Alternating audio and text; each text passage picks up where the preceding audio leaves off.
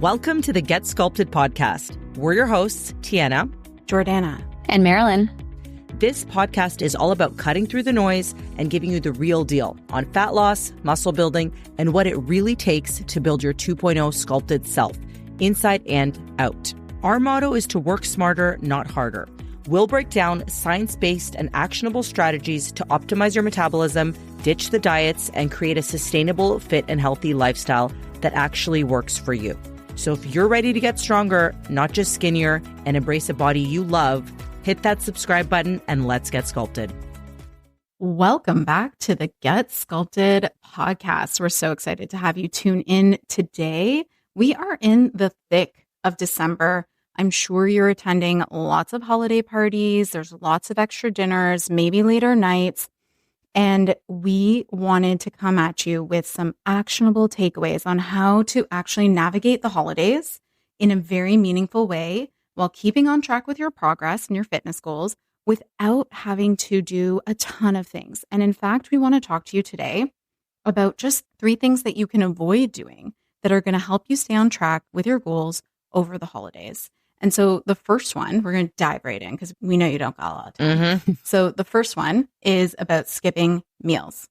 It's very, very easy to not eat in the morning when you're headed off to work. Just grab a coffee on the way because you have a party meal at the end of the day, or you're headed out that evening to go to that holiday dinner or that work event afterwards. And it's very easy to then just skip that early morning meal. And one of the reasons why we are asking you to avoid doing that and actually stick to your normal eating routine is because you're going to end up overeating later on in the day.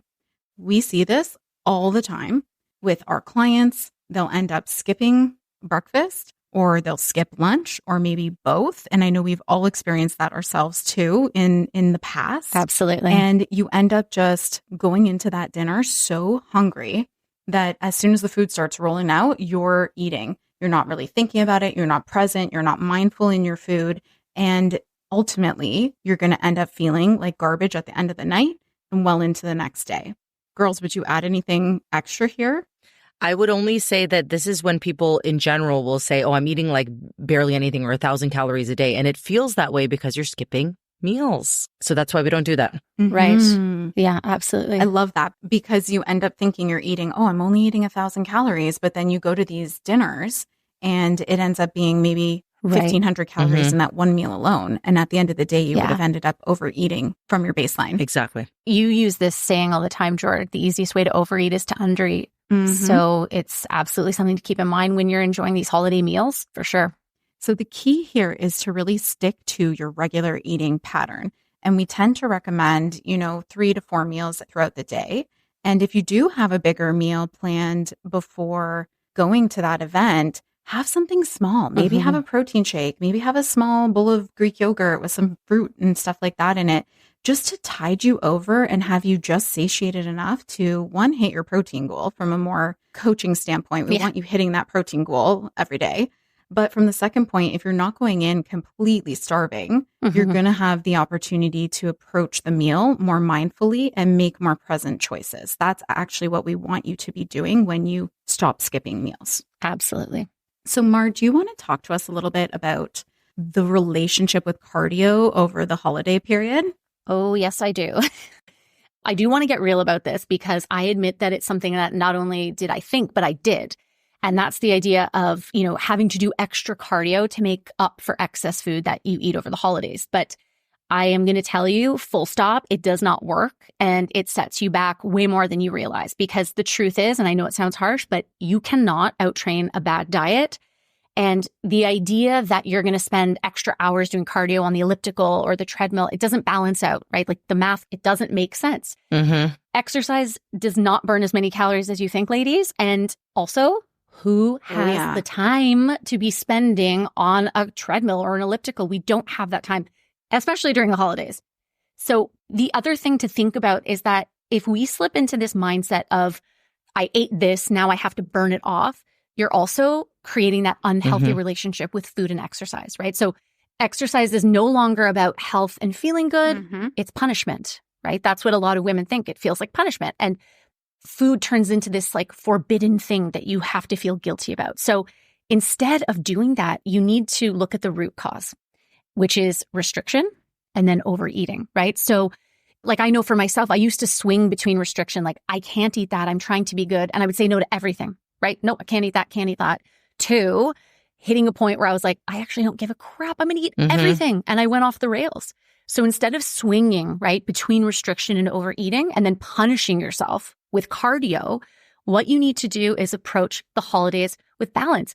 Enjoy your favorite foods. Like you said, Jordan, in moderation, mindfulness, but make time for movement and just keep to your regular training schedule. The basics work, right? So cut out the restriction, because when you do that, it takes away the urge to overeat and eat everything in sight. So you don't need to do that cardio anyway.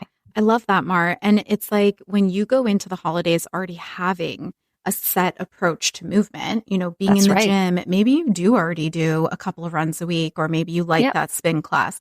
Doesn't mean you have to do more of it. You just have to keep to the schedule you've already established.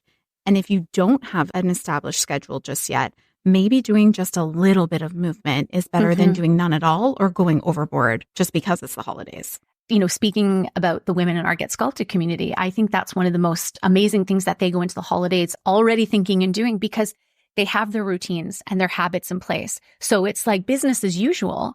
And it's not like having to overhaul your life because the holidays are here. I actually think it's something that anchors you. Like for me, when things get crazy, I love that I have my nutrition, my fitness, my habits, because it's sometimes the only thing that keeps me from going off the deep end, right? So that's true. Yeah, tell me about it. Losing my marbles. Exactly. So don't overdo the cardio, ladies. You don't have to make up for anything. Now that moves us into our third thing to avoid. And Tijana, I'm going to pass it on to you. This is a big one. Dun, dun, dun. Yeah, I know. This one's one that you're not going to love me for. But I want to also say that if you do number one, which is the skipping meals like George talked about, if you're not skipping meals, you probably don't even have to think about number two, because you're not going to be excessively eating and having to make up for That's it, right. even though the making up for it doesn't work. So, nailed it. But this number three is going to be like helping everything in your life. Let me tell you, you won't like me, but it is to stop drinking alcohol. And I just want to preface this by saying I was the biggest drinker ever. So I'm not one of those, I can only have one drink. No, I loved drinking very much. However, let's be honest. What happens when you drink? You're going to eat anything in front of you. You lose your inhibitions. That's right. And the alcohol itself, I mean, it has calories. Yeah. We all know that. And they're empty because they're not giving you nutrients. And then you're going to be hungover or tired and not working out probably at all or at your full potential. And it's going to affect your mood. It's going to affect your sleep. If you're in perimenopause, we know that, girl, you got to optimize your sleep. That's right. And if you're making it worse, the thing with alcohol is you're intentionally going to be affecting your sleep negatively. Right. And I know I sound a little bit extreme, and I will say this. I like to be a little bit tough sometimes because I feel like I needed someone to be in my ear tougher on me when I was still hanging on to this alcohol with a chokehold. So if you don't want to give it up, that's fine. Consider reducing. Consider what it would be like. Just think to not drink during the holidays. And if you think that this is going to be super insane and unattainable, just picture yourself. This is what got me through getting sober. You go to the holiday party, everyone's getting off their rocker, but you're sober. You don't even have to tell anybody you're not drinking. And you're making great choices with your food because you didn't skip the meals ahead of time. And then you're not drinking. You're just having a soda water, living your life. And then the next morning, maybe you wake up at 7 o'clock and you're out for a walk. You're feeling great. You're not having anxiety and eating your feelings. And it's all just going to cascade to positive things. So I really want you to consider that. If not forever, just consider for the next couple weeks to just give you that edge to stay on track.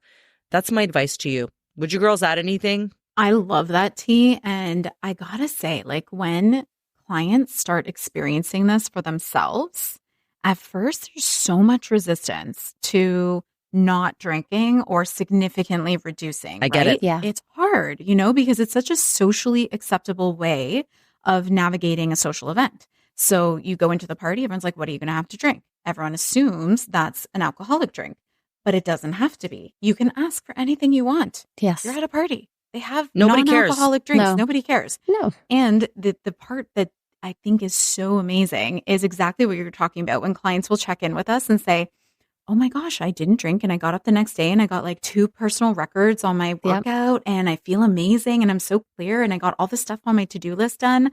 And my friends were still like sleeping like a few hours later. That's what I was going to say. When they get the perspective, right? I've had a few clients say that to me the next day, kind of saying like, oh my gosh, all my friends or my family, they feel like garbage today. They can barely get through the day. And again, I bring it back to the holidays. Like you want to enjoy the holidays and make memories. And you are so much more present when you're present. So I think you're absolutely right, T. I love what you added there, Mary. And it makes me think about the mindset shift that happens when you start leveling up your health and fitness is the shift around what you believe is fun. That's right. Right? Like your identity is leveling up when you're working on your health and fitness, and especially with our clients in Get Sculpted. As they evolve, their definition of what fun looks like is changing and it's elevating to align with this identity, like their best fit, happiest selves. How do they go to a party? Yes. How does their best self go to a party? How does their best self go on vacation? How does their best self celebrate New Year's? That's the experience that I want everyone to have. That's so true, Jordan. I'm just thinking that's why it's so important to align yourself with people who jive with that, because the reality is, with the drinking, even with the missing meals and the dieters, like you might have a lot of people in your circle or in your family that just do this kind of thing. So it's not that you need to cut them out, but consider adopting the practices of those around you and surrounding yourself with like-minded people. And that's a good segue into our next episode, which is going to be all about what that means for you, creating your 2.0 life, what we call the super sculpted lifestyle. So I'm really excited about that one. Yes, indeed. And so we hope you guys found this episode helpful. If you feel ready to take action, we actually encourage you to get a buddy to implement these steps with, because when you team up with someone, you're more likely to succeed and align yourself with the right path. And consider sharing this episode as well. It's going to help more of your friends and family take action too. And if you do, please make sure to tag us at getsculpted.ca so we can see all those wins that you're stacking. Definitely. Thank you so much for joining us. Until next time, we'll see you in the next one. And that's a wrap for today's episode of Get Sculpted. We hope you feel inspired, empowered, and ready to take the next step in your fitness journey. Remember, building your 2.0 body is a unique journey for you. It's about showing up for yourself consistently and not being perfect.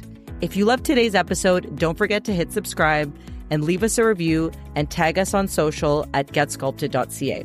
Your feedback helps us reach more women like you who are ready to cut through the noise and make lasting changes.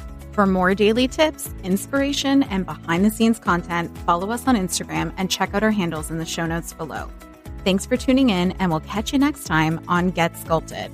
Until then, remember this: getting sculpted isn't about working harder, it's about working smarter.